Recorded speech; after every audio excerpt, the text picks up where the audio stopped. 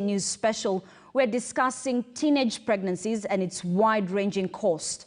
Not only that, we want to get to know what the problem is and how do we salvage this situation. I am Ashley Mazuri. Good morning. Let's meet our panelists. Now, we start with Pastor Fred Mkangula, who is a teacher and pastor and also a chaplain. He works with schools on spiritual matters and guidance through teaching the Word of God and discipleship under Kenya Students Christian Fellowship. He also partners with Zoe Consultants on matters teenage pregnancies, mental health, media influence, peer pressure, parents-child relationships, and mentorship programs.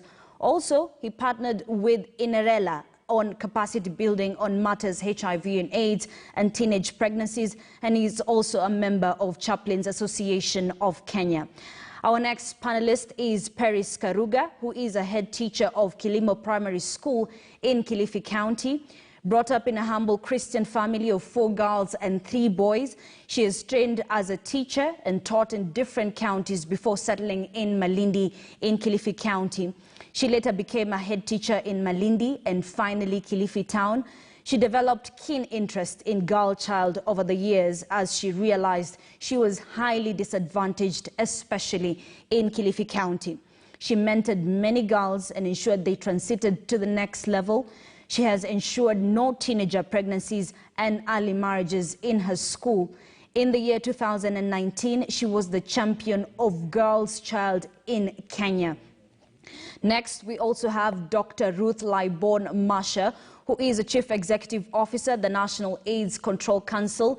She's a public health specialist responsible for coordination of the national HIV and AIDS response in Kenya.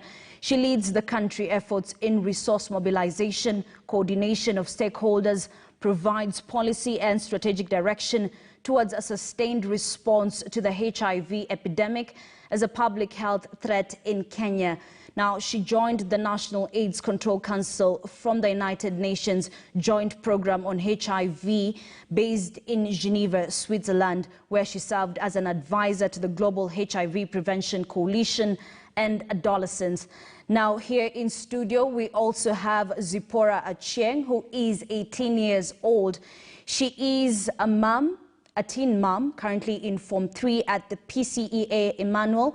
She is a mother of a 6-month baby girl. Zipporah, as a commonly known amongst her peers, hails from a family of 6 children, all under the care of a single mother. The mother sells samosas for a living. Of course, she'll be telling us her stories. Good morning to all our panelists. Now, Zipporah, I'll start with you. Share your story. What happened? Actually, I'm Zipporah Achieng, and as I said, I'm a young mother, and once, let me say that I was in a relationship, the adolescence relationship, and I was dating, and I didn't expect to be pregnant, but I got to be pregnant, so I couldn't do anything.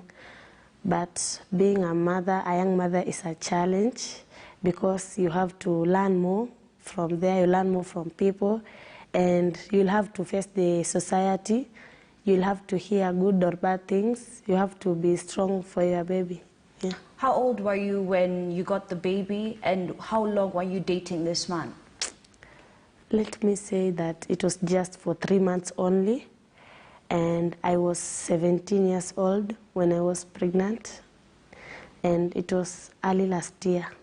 Yeah. Was it your first sexual encounter? Yeah. And how is it being a young mother?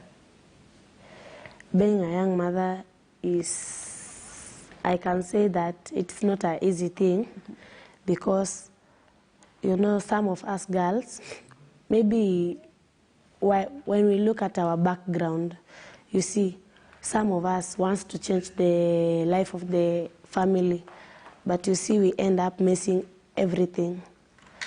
Like, let's say, for example, I come from a community called Kibera, and we are many teenage girls there who are pregnant and young mothers.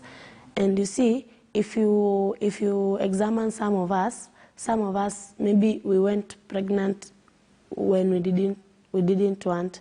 So it makes us feel that we want to change the family, like maybe the poverty. You see your family doesn't have anything and you want to change, but you don't know how to change. Then you end up falling in a relationship.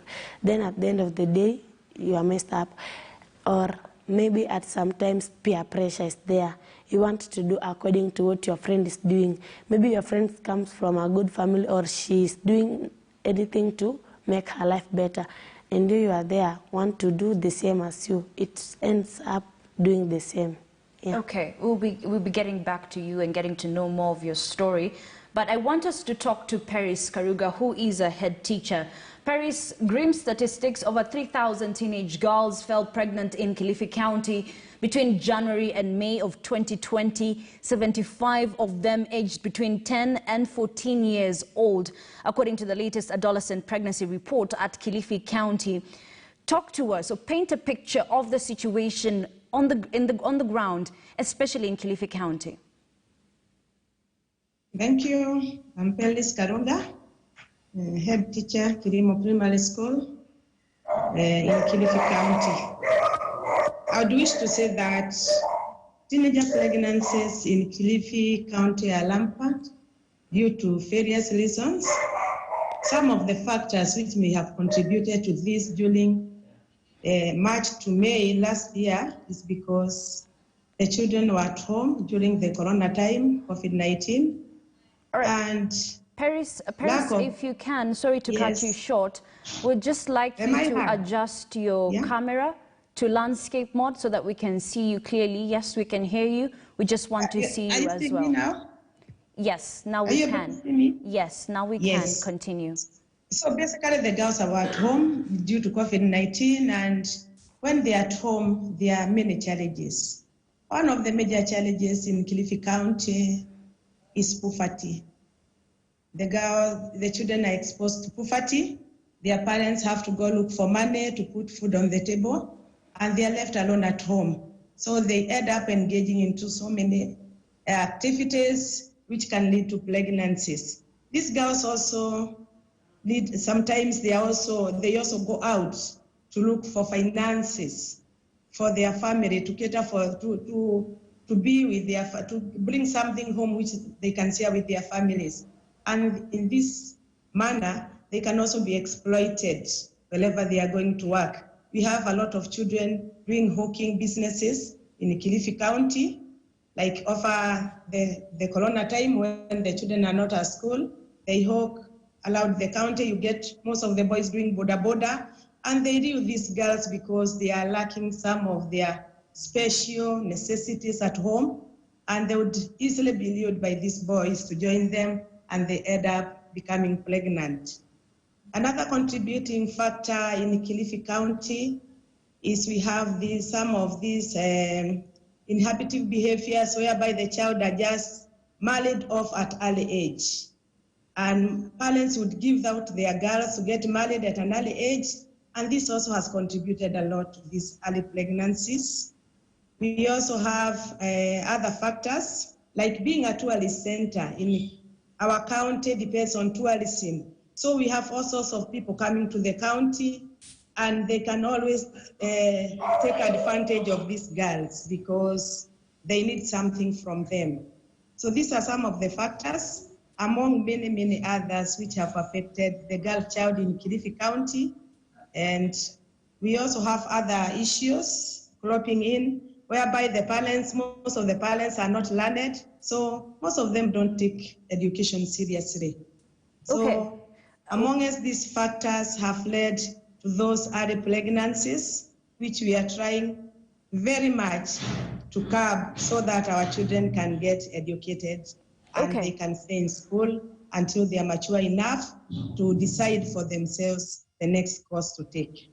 All right, Paris, thank you for that. Now, I want us to bring Pastor Fred. We've heard from Paris. She's raised a number of issues, from early marriages to the fact that, poverty is also playing a role. We've had stories of children actually selling themselves in order to get money for pads. Who is dropping the ball when it comes to teenage pregnancies?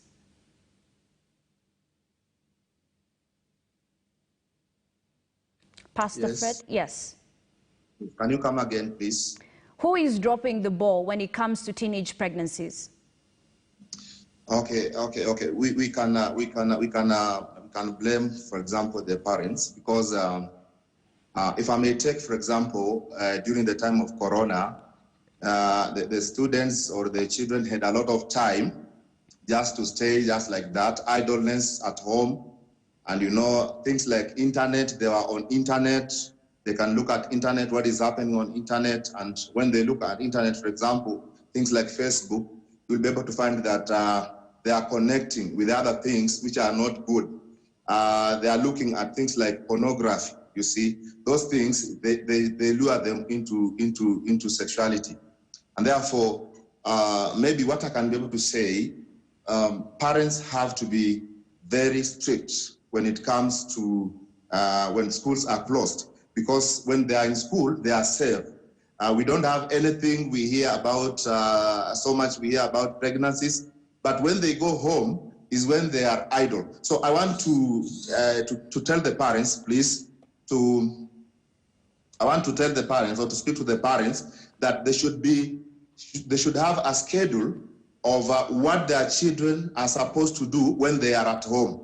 So the children should be engaged in activities. They should be taught things like how to wash, how to cook. They should actually engage themselves in things like learning new talents. And these things, if they do that, then they become busy. Because there's a saying that says, idle mind is the devil's workshop. So when they're idle is when they get all these things coming to them. They go out, you know. Parents have to be strict also on where their children are going. Others, they go out anyhowly. Others, they go to their aunts. Others, they go to their aunties. And we don't know when they go there, what are they doing there? They don't know. So if they have to give their children, you know, permission to go out, they need to know exactly where the children are and what they are doing. They also need to know who are the friends to these children, because friends also are the influence. You know, if somebody is engaged in bad company, for example, bad company will be able to influence that person or that child to start misbehaving. All right. A number of issues have been, of course, mentioned. Dr. Masha, coming to you. A number of issues have been mentioned that contribute to teenage pregnancies. Poverty, the fact that tourist attraction areas such as Kilifi County also contributes to this. We've just heard from Pastor Fred saying that also the parents are dropping the ball. You are a specialist responsible for coordination of the National HIV and AIDS response in Kenya. How many teenagers do you encounter on a day-to-day basis in such case of teenage pregnancies? Thank you very much. I think the trend of teenage pregnancy in this country is at the level where you can say it's a national disaster. I think far too long, the numbers, although we have been saying that it is as a result of COVID-19, have been showing that the trend has not changed. And if you look at teenage pregnancy and the fact that what we have done to make changes, we are not getting results, then we begin asking ourselves, what is it that we are doing right and what are we doing wrong? In the HIV response, I think for us, teenage pregnancy is a proxy indicator that that young child, the teenager, has had sex. Secondly, they have had sex that is not protected. And thirdly, if they live in a geographical area where there is high HIV incidence, and which is what is worrying us, is that, for example, if you look at Mombasa, Kisumu, Siaya, Kisii, and Homa Bay, you find those areas are very high HIV incidence areas. At the same time, when you look at the numbers of teenage pregnancy in those same counties, you find that there are very many teenagers who are also getting pregnant. So it means that they also already have an exposure to HIV. So that is what we begin to see. Now, how many do we come across? Of course, many, many teenagers. Across the country, we have around 91,634 children or teenagers, adolescents between the ages of 10 to 19 who are living with HIV. But in terms of teenage pregnancies, the numbers also begin to follow a trend that we see that we are getting younger and younger children getting pregnant. So what does that mean for us?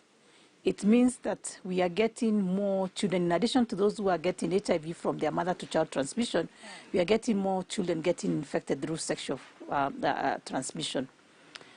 The other element we are beginning to see, of course, is what we can see: sexual violence and defilement among children. And also that also is one of the key challenges, and also that leads to both pregnancy and HIV transmission. Very interesting, I recently went to visit some young girls in Homa Bay, where I had been told there were around 200 girls in the same village who had been pregnant in a very short period. And when I met these girls, just like what you've been told by the girl, the one who has joined us in the studio today, there are quite a number of different categories for these girls. There are those that got pregnant, for example, the pastor has just said because of teenage pregnancy. But there are those also who got pregnant because they were defiled. There are those who got pregnant because their vulnerability, there was no food, there was COVID lockdown, or the other things that they wanted to acquire in life. But in essence, the question then we have for ourselves is that who is failing whom? And the pastor said parents. But I think we need to look at the entire system, structures. What is there that we are missing the opportunity to provide that age-appropriate knowledge and education to our children? It is time that we have to look at if it is at home, because you cannot lay a finger, it is just home. We have to look at home. What are the parents telling their children? Do they even have time to talk to their children? Are we in the same age when we are asking a child, our child is asking, where does my brother come from? And we say they were bought from a shop. If the child is not getting correct answers from adults at that age, then they begin doubting adults if they ever come to know that is a lie. Then you move now to schools. Is that age-appropriate information being provided in schools that can be able to guide a decision-making model for that young person? Then when you look at the church also, is the church playing its role? Is Muslim community halls or whatever the children are going playing their role? Because this cannot be done by just one entity. So we need to look at it as a multi-stakeholder issue, and an entire nation begin to get embarrassed because it is not appropriate for a 10-year-old to be in a maternity ward. This indeed is something that we all have to start thinking about and think about it differently. Thank you. And maybe Paris can help answer that. Do you think sex education is the solution to this problem of teenage pregnancies? Yeah, I agree with the doctor. We need to enlighten these children. We need to give them proper information. Let's teach them about their bodies. Let's teach them about the changes in their bodies, what they're expecting. Let's support them because sometimes they are stressed up and they don't know what to do. They need to be supported by all of us, all the stakeholders. And we listen to them. Let's become friends to our children at home, at school, in the churches as they go there, so that they can open up when they have issues. I believe if we do the right teachings to the children, we empower them with the right information, right at an early age from 9 years, then we shall be able to rescue some of our girls from becoming pregnant at early age, because it just caught them unaware most of the times. They try things, but they don't know what is going to happen after doing all those experiments they are doing with the boys at home and all that. So all of us as stakeholders, we need to come up with strategies. We need to start right away from home. We come to school level where we are giving them, we are empowering them with healthy education, life skills. When they go to church, they need to get that spiritual nourishment, which will make them to feel that some of the things they do, they are not supposed to be done. I believe most of the parents have become too busy because of lack of finances. We have no time for our girls. We leave home very early in the morning, we come back at late, and then we entrust our children to the wrong people. You leave them at home, you don't find out what happens when you are away. Some of these people who are impregnating our teenager girls, they are relatives we leave our children with at home. We entrust them to the wrong people. So when we come back as parents, as teachers, and everybody else, we need to talk to these girls and find out what happens when we are away and what challenges have they faced in the course of the day. And I believe we shall be somewhere. All right, by the end of the day. Paris, so if we were to embrace sex education in schools, what will the syllabus look like? Yeah, the syllabus in sex education at schools just highlights on how the children we do guiding and counseling children on how they are supposed to live, how they are not supposed to engage in unwanted activities. And it also teaches about the body, how the body functions and what we expect. So if we do much on this, we shall be able to rescue our girls. All right, Zipporah, coming to you, did you have any idea about sex? Were you talked about, did your mother talk to you about sex growing up? How did you find out about it? Like, no. Through the mentorship of that is done. Okay, I'm a mentor too. And like I was told, like my mom usually told us that we should not take our problem to be the thing that will make us do bad things because of our situation. But it is not good seeing that your family is passing through a lot. Actually, you'll not feel good. So like I was told, I could not say that I have never had, but I was taught with my mom. I had it from school. I went through seminars, but it just happens because now in Kibera, if there was someone to talk to the girls about it, and through a person who has experienced it, I think the girl will change. Because I try my best to talk to them. I usually tell them to see, according to my situation, the way I struggle for my child, the way I struggle for my family. It's just that we have to take it as a serious. We should have it like a life skills. Some of the parents are scared if they tell the child, they usually tell them in Kiswahili, usicheze na vijana. You see, if they tell them that usicheze na vijana, the girl will just know that kucheza is nothing. But they will not go into deep through it and tell them what's happening. You see, like me, my mom was telling us, like, I can't say that she was fearing, but she was telling us everything, and she will mention that if you play with boys, you'll get pregnant. And you see, some of the girls do not have a parent like man who will just tell you the reality. Some of them will just keep quiet, you see. Then the girl will just find out by himself. And people, someone cannot see something and tells you. Some of the parents are there just sitting with their children there, but he can't tell them. He just tell them that sit at home, don't play with boys. But I think that if we just get into it and tell the reality out of it, that if you go out, do this, you will get into this and your life will not be good. Actually, I think it will work. All right. Pastor Fred, coming to you, we've heard from Zipporah, and we know for a fact that the issue of sex in our culture is an issue that many parents tiptoe on. So, as a chaplain, what is your role when it comes to ending teenage pregnancies? Okay, thank you very much. As a chaplain, in school, we teach them on matters purity. So how to keep themselves pure. Because 1 Corinthians 6, 19 to 20, it tells us that our bodies are the temple of the Holy Spirit. And therefore, we teach them to be pure until marriage. Also in Hebrews, if you go to Hebrews 13:4, it says that marriage bed should be kept pure. So they have to abstain from fornicating until they get married or until they are married into a holy matrimony. And then also we counsel them on matters sex, because we have others who really have challenges on matters sex.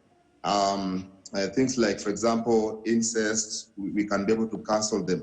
We call this irresponsible sexual behavior. Things like incest, we counsel them on things like, pornography. We counsel them on things like pornography, incest, homosexuality, lesbianism, all those vices which are in the society. So we try to preach to them the gospel so that they can, get saved and, change from their vices and come to Christ. Okay. Also, we tell them to be busy at home. So when they are at home, they are supposed to be busy. They should not be busybodies, but they should be busy helping their parents when they are at home, because an idle mind is the devil's workshop, and therefore they have to be busy in their home, in whatever they are doing. They should be busy helping their parents. We also train them to abstain. Abstinence is very important. We train them to abstain from sexual activities until marriage. They have to chill until marriage. And in this chilling, they have to avoid, for example, looking at things like, on WhatsApp or Facebook.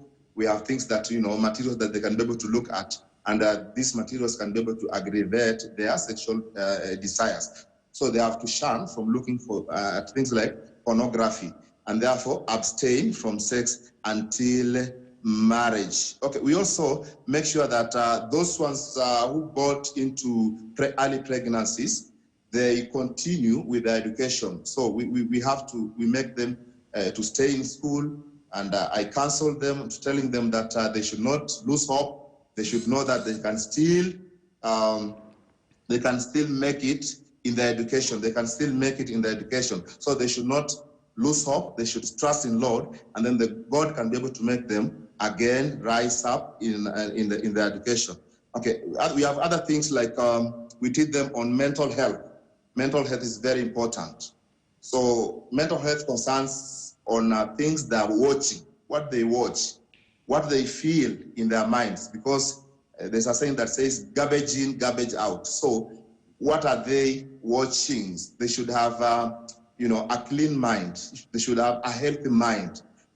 Healthy mind is very important, because when they come to school, when they are frustrated, then even in the classes, they are not able even to get what the teachers are teaching them. So they should clear their mind from other bad things. And particularly, I'm talking about what they see or what they watch, or the friends that they have, and what the friends can be able to do to them. So mental health is very, very important to them.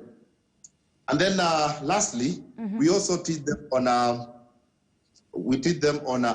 how to use leisure time. Leisure time is very important, because when they're at home, for example, they have to have responsible leisure time. They can use their leisure time in developing new talents. So they need to have new talents, or they can sing a new song. They can develop a talent. They're singing a new song, or they can do knitting. Wanaweza kushona. They can do knitting, and they can also listen to gospel music. So in leisure time, it's where most of the youth are. They are distracted. But we tell them to use their leisure time well, so that when they use their leisure time well, they will not be idle, and then they will not be distracted by the enemy. They will not enter into sexual behaviors. All right. Thank you very much. All right. Thank you very much, Pastor Fred, for that. Now, Dr. Masha, coming to you, we've heard from Pastor Fred. He's talked about how there needs to be use of leisure time, proper use of leisure time. Also, religion plays an important role when it comes to curbing teenage pregnancies. But let's be honest. We're living at a time where the digital era is, we're in the digital era. And nowadays, children as young as maybe 5 years old have phones. They can easily go to the internet. They can easily see these things. They can easily access porn. And let's not forget that they're also curious. So then what exactly is the government doing to prevent this from even being a worse pandemic? Thank you very much. I think, just like the pastor has said, there's a rightful place for religion, of course, in all this discussion. But as a government, you also have to look at the entire environment that we are speaking about. First of all, there is the issue of the structural elements that we need to be candid and discuss. The issue of defilement. sexual violence among where the victims mostly are adolescents, especially the girls. So if you look at like 2019, where we had around 20,362 children in the data that we had from the programs, aged between 10 to 14, pregnant. It sets another scene that we must do things differently completely. And so, as you rightly said, is that we cannot rely on just one choice of intervention to work. Because, as you rightly said, there are other things that we must try to do at the structural level. One of them is we have a large cohort of orphans. We have vulnerable children. We need to begin thinking about social protection. As Zipporah just indicated that she's so worried about her family and she's thinking about how to improve her family. So we have social protection elements that ensure that families that are vulnerable or have children who could go into vulnerability, especially families where there is a single parent, families that are living in poverty conditions are being cushioned, then we begin to see a change in terms of what then children begin to think about in that early age. The other element is that if you look at the transition from primary to secondary, some data sets you find that almost 18%, especially for girls, do not transition to secondary. In the HIV sector, we've actually had data from countries like Botswana that show that by girls just staying in school alone, being able to transition to secondary school, you can actually prevent, or there's a prevention tool, it can prevent up to almost 62% of the new HIV infections, which also comes to the teenage pregnancy we're discussing. So we need to think about eliminating violence completely. We need to think about ensuring you're protecting the girls and giving them some of these elements that we are talking about. We are talking about things like sanitary towels. We are talking about, excuse me, we are talking about the fact that the sexuality education we have to offer has to be different.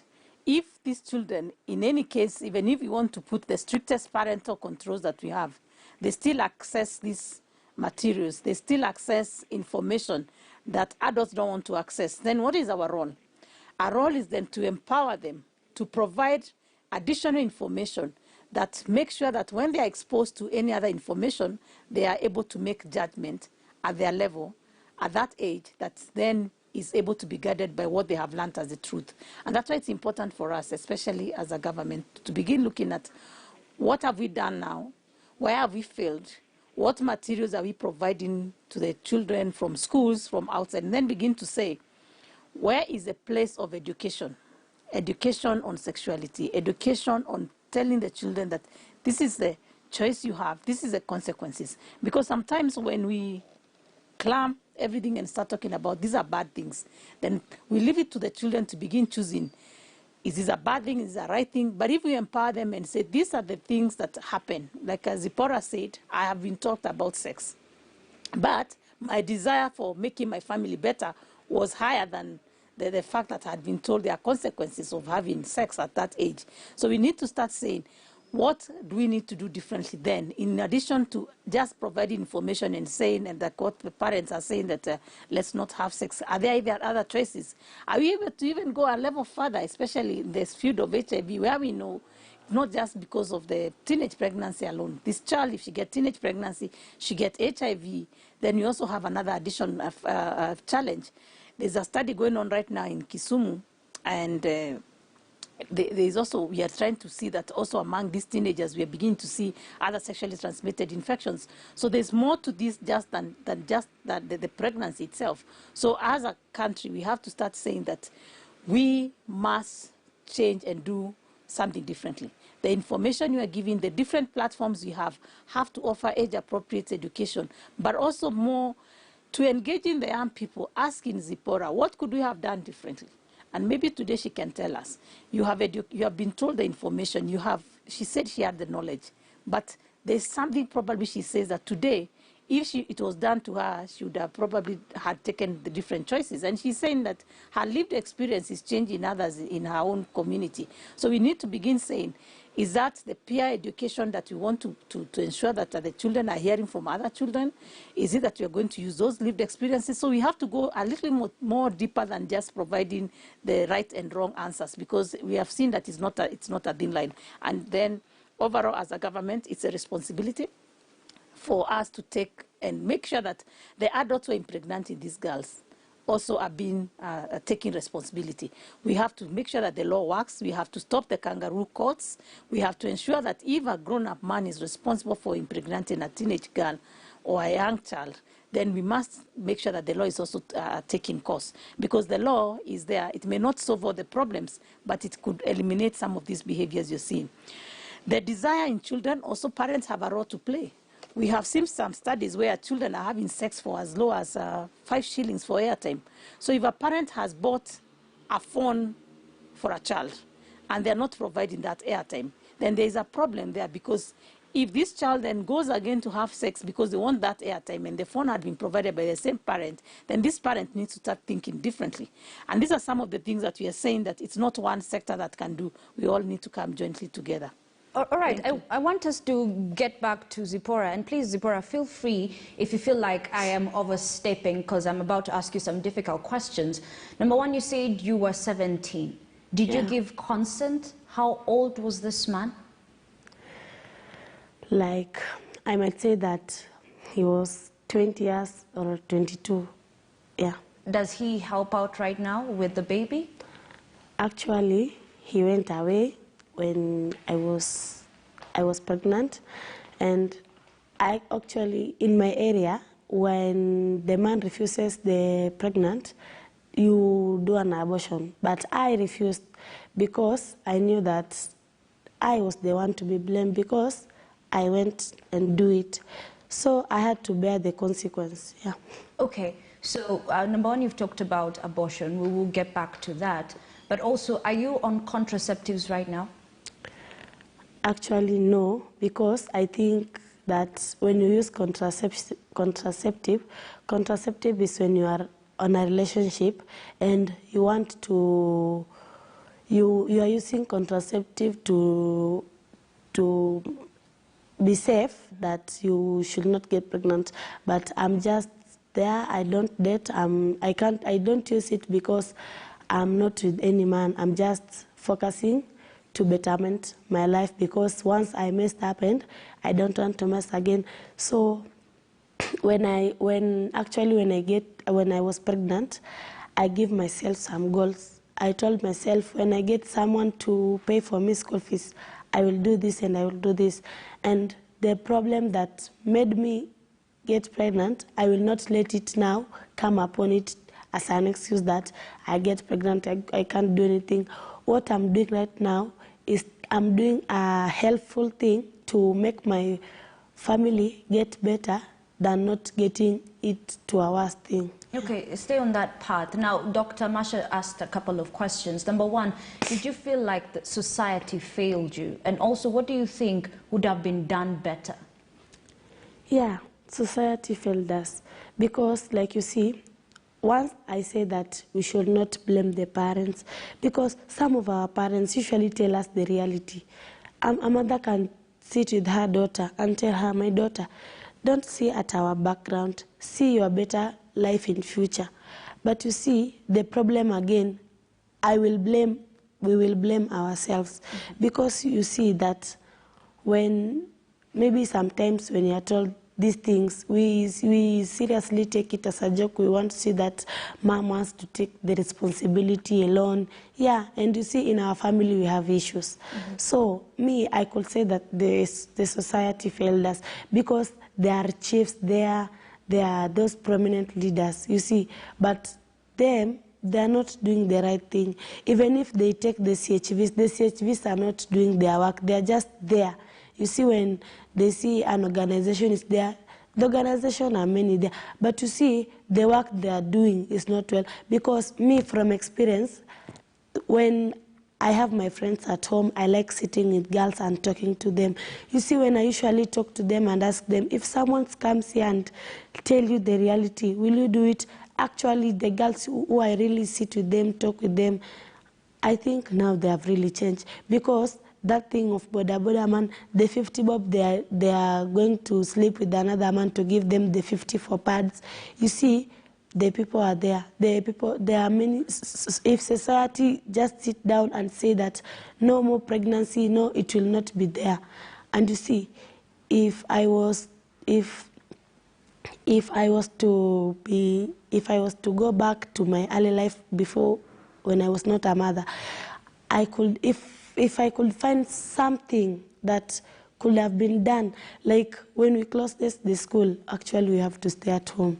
And if we stay at home, maybe the mother will not sit there because of and if you sit there, what will you eat? What will you do with the house? So the mother have to go and look for something to, of course she's the breadwinner of the house, so she has to get out. Now it's for us. If we have been talked, you see, if someone, I usually, okay, let me say it, yes. Me wanna prefer like, but afadhali mtu aniongeleshe kushinda nipatie kitu. Like akiniambia tu ukweli nijue enyewe zipi nikiingia ndani ndapotea, it's better niache. But you see, like the society, people are just there. You see, mtu anakuona tu unaingia kwa shimo na anakuacha. But ukikalisha huyu msichana chini umwambie hii kitu si mzuri, wachana nayo, actually the girl will not do it, because hata kienda apata utamwambia si nilikwambia. And you see now, ukikataa kusikia, that's what happens. If we just sit down with the girls and tell them the reality, like I take the partic, venye nilijifungua mtoto wangu nikaona nyewe isi vizuri, and living in Kibera does not mean that we should ruin our life because there is poverty. Actually, we can stop the poverty.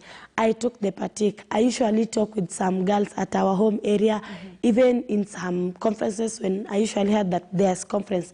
I could just go and tell the person, please, can you give me time to talk for the girls? Because I have the experience.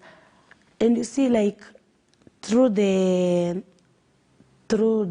what, like, in ukiangalia, like, venye niko sahi, mimi niko na mtoto, na mimi waambiaga tu mademu kweli. Like, huyo mwanaume anakupenda juu, anajua uko na mali ya kuingiza kichwa. But actually, enda umwambie uko na hiyo ball.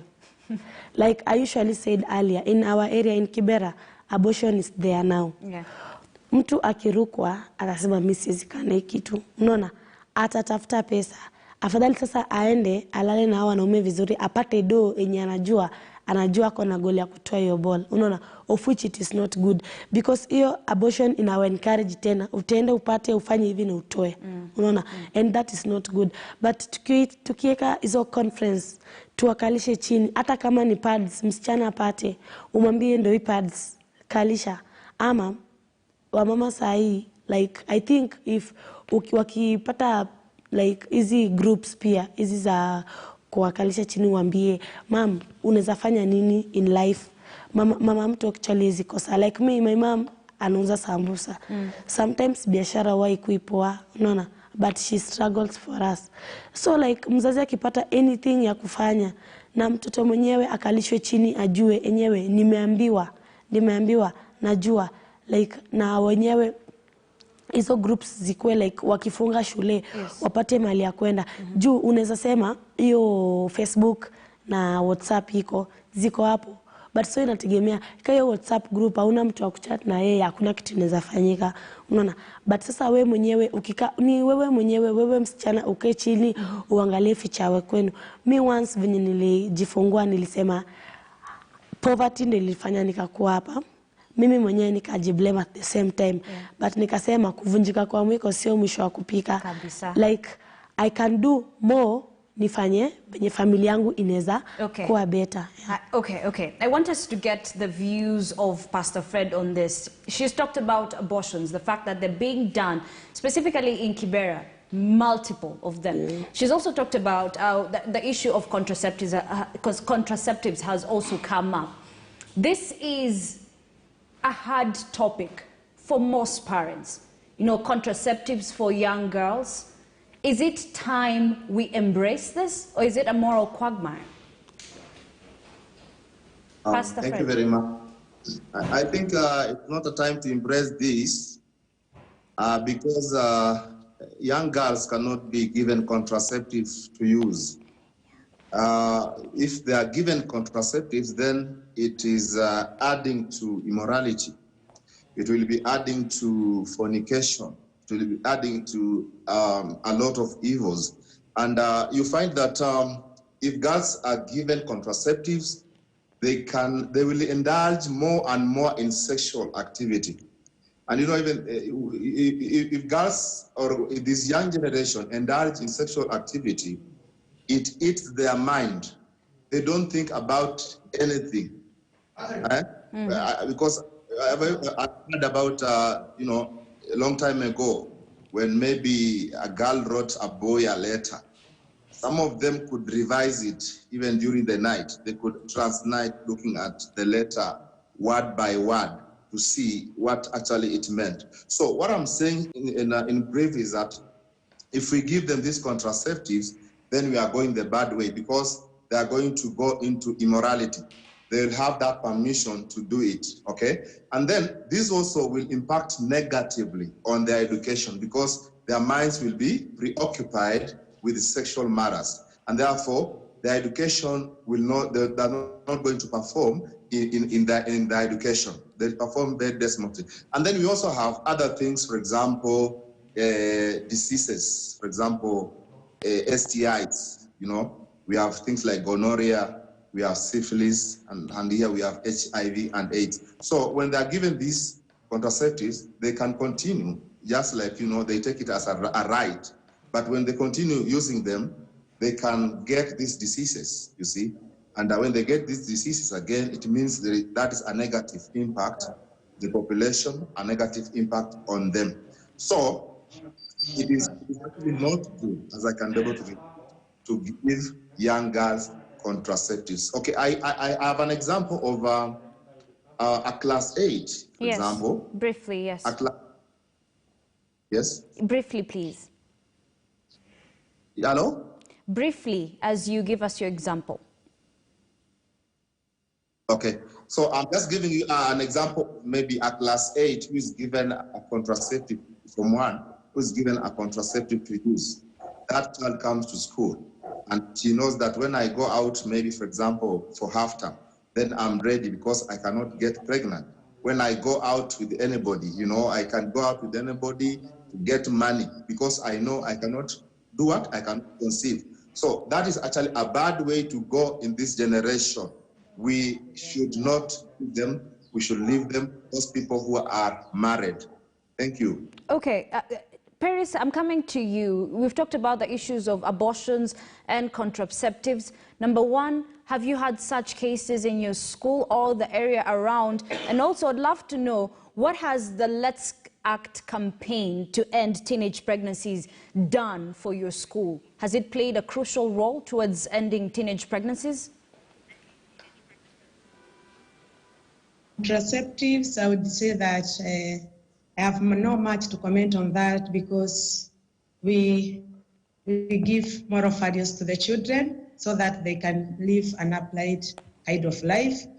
And at our level, we only talk about abstaining from sex. Children should not engage in sex activities, abstinence from sex, and we give them moral values and they'll grow up well.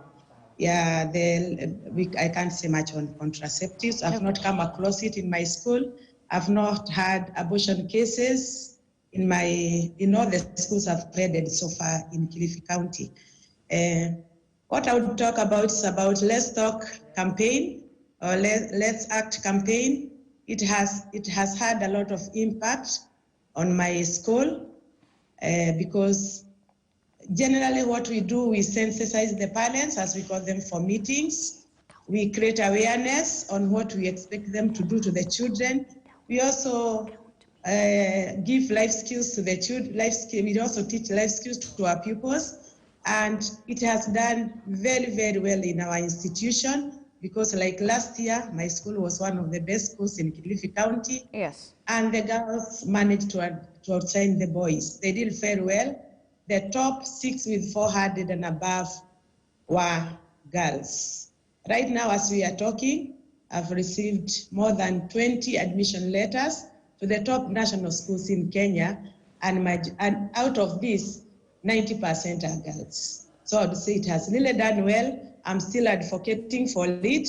I'm still telling all the stakeholders, let's join hands, let's talk to the community, let's talk to the learners, let's go around our counties and sensitize the parents. We also engage our girls in schools to moral values.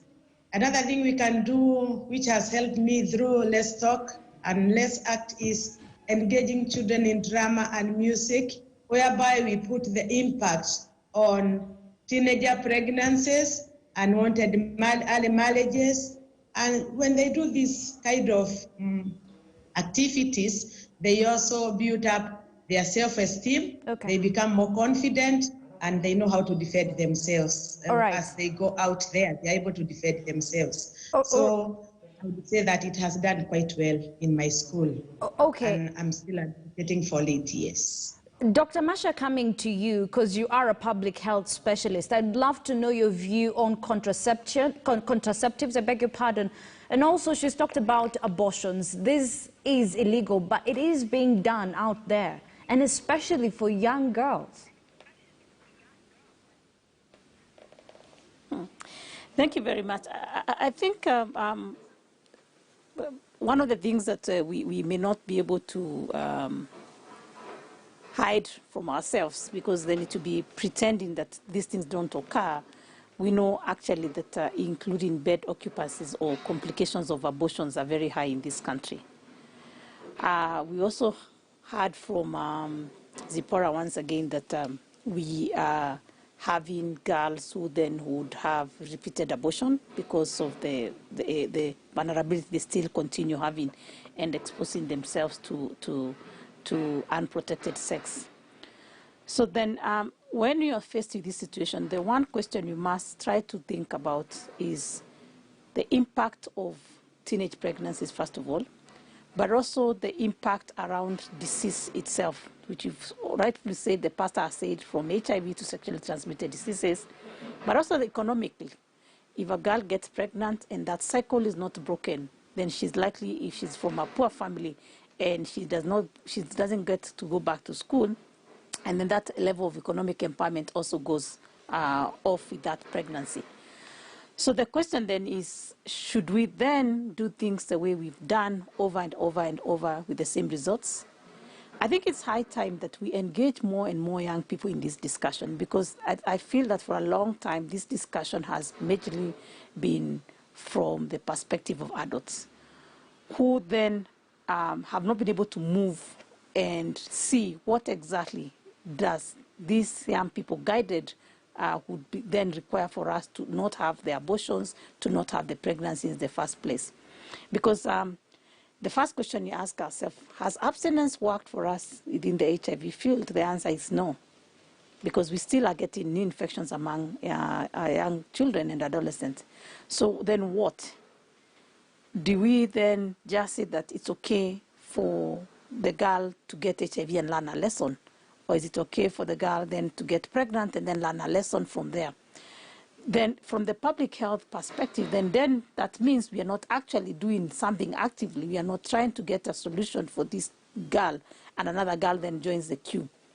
So the discussion around if we are going to avail contraception for mature adolescents who have already become pregnant then comes in there, because the issue is, do you want that repeated pregnancy to occur? Do you want that girl to stay in school? So this is something that I know is usually politicized. It is something that we also moralize, and because rightfully there's a place, as I said, for politics, there's a place for religion, there's a place for parents. But then the question is, if we place that child at the center of this discussion, then what choices are we giving?